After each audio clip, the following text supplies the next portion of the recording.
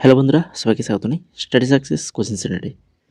বন্ধুরা, অন স্ক্রিনে দেখতে পাচ্ছ স্টাফ সিলেকশন কমিশন অর্থাৎ এসএসসির পক্ষ থেকে পাবলিশ করা একটা নোটিশ। এই নোটিশটা কি রয়েছে না হচ্ছে এমটিএস মাল্টি টাস্কিং স্টাফ এবং হাবিলদারি examination 2023 declare of final result, অর্থাৎ যারা এসএসসি এমটিএস এবং হাবিলদারের জন্য 2023-এ তোমরা এক্সাম দিয়েছো, এক্সামটা হয়েছিল 1/9/2023 থেকে 14/9/2023 পর্যন্ত, অর্থাৎ 1 সেপ্টেম্বর থেকে 14 সেপ্টেম্বর পর্যন্ত যে এক্সামটা হয়েছিল, সেই এক্সাম যারা দিয়েছিলে তোমাদের কিন্তু রেজাল্ট বেরিয়ে গেল। ফাইনাল রেজাল্ট বলে দিই তোমাদের, এটা একদম ফাইনাল রেজাল্ট, এর পরে কিন্তু আর কোনো রকম রেজাল্ট বেরোবে না, এটা একদম ফাইনাল রেজাল্ট।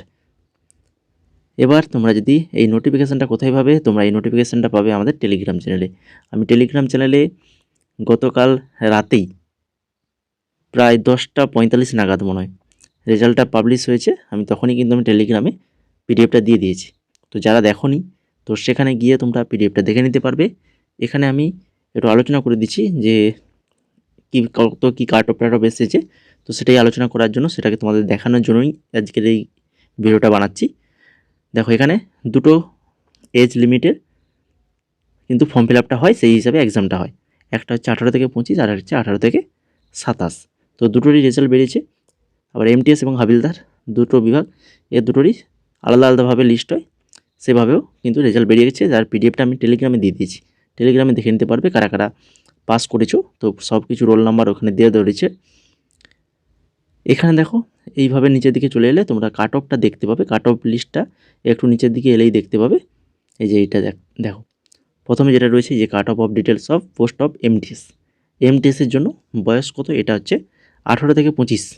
18 থেকে 25 এইভাবে পরপর লিস্ট রয়েছে, একদম মানে স্টেট ওয়াইজ, প্রত্যেকটা স্টেট কোন স্টেটে কত কি কাট অফ রয়েছে, কী রান রয়েছে এখানে দেখে নিতে পারবে। প্রথমে যেটা থাকবে সেটা হচ্ছে স্টেট কোড, তারপরে স্টেট নেম, তারপরে age limit, category, vacancy, field মানে কতগুলো ভ্যাকেন্সি ছিল, কটা ফিল্ড হয়েছে, পূরণ হয়েছে কতগুলো, আর হচ্ছে details of last selected candidate, মানে লাস্ট যে স্টুডেন্ট ক্যান্ডিডেট সিলেক্ট হয়েছে এই এমটিএস পোস্টের জন্য, তার ডিটেলস দেওয়া রয়েছে।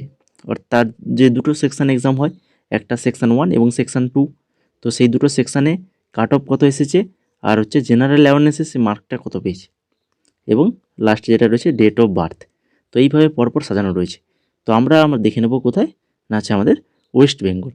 ওয়েস্ট বেঙ্গলের দিকে চলে যাও। ওয়েস্ট বেঙ্গলটা কোথায় রয়েছে, নিচের দিকে এলেই তোমরা কিন্তু ওয়েস্ট বেঙ্গলটা দেখতে পাবে। এইখানে দেখো, এইখানে দেখো ওয়েস্ট বেঙ্গল রয়েছে। এই যে এখান থেকে কত নম্বর, 34। 34 থেকে এই যে 34 নম্বর যে কোডগুলো রয়েছে, প্রত্যেকটাই ওয়েস্ট বেঙ্গলের কোড রয়েছে। 18 থেকে 25 এজ লিমিট, প্রথমে ইডব্লিউএস, তারপরে এসসি এসটি এইভাবে রয়েছে। জেনারেলটা দেখে নাও, ইউআর জেনারেলের 53খানা ভ্যাকেন্সি ছিল, তো 53খানাই পূরণ হয়ে গেছে। তো লাস্ট যে স্টুডেন্ট সিলেক্ট হয়েছে তার